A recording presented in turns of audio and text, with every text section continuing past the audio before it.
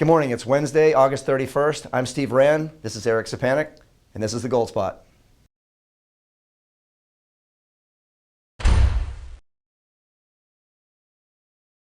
Eric, we saw the Biden administration come out this week with a $300 billion plan for student debt relief. I think a lot of people really don't understand how student debts work and how the loans work, so why don't you kind of explain that to people?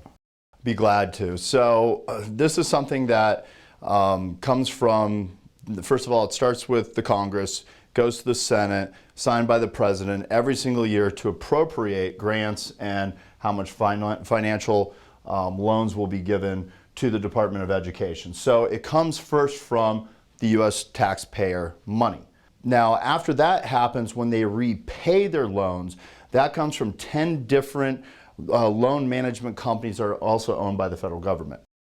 Thing is, and I hate to break this to our audience, but nothing is free. Everything that you do to create these loans, to send these loans, to manage these loans, all have costs associated with them, hence the reason for interest.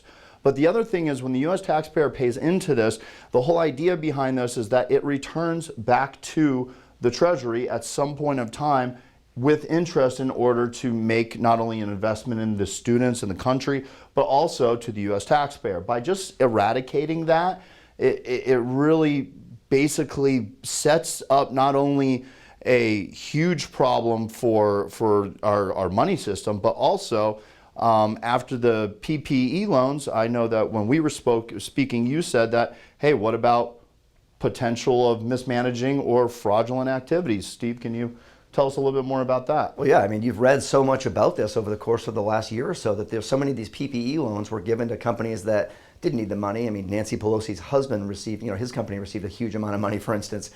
It's just fraught with, with the risk of fraud and other inappropriate uses of this money and people that aren't even using it for education. And, what they say is the estimates right now is this could cost everybody at least $2,100 per person, per taxpayer. And again, nothing is free. I think we all know that at this point, but nonetheless, these type of things still continue to keep going. And this brings us back to modern monetary theory.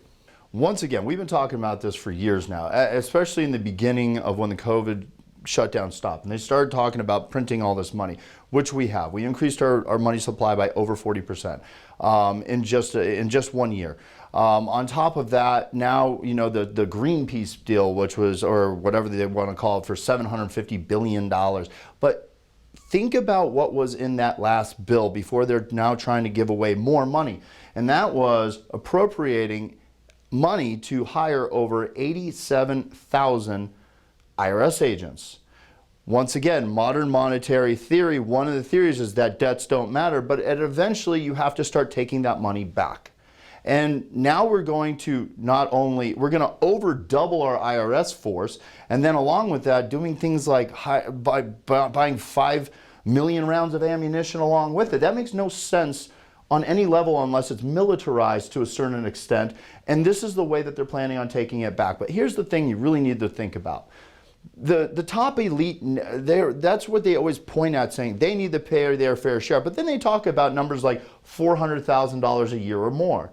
Well, that's not your billionaires. That's not the people driving, flying private jets everywhere they go. Those are your business owners. Those are your small business. Those are your people that are doing well in society, but they're not the ultra elite. However, they're the ones that they're going to go after. So if you are in that category, I hate to say it, but I mean, you got to open your eyes to what's going on right now and know that they will be coming after your money, because your money is how they're going to take it back out of the system.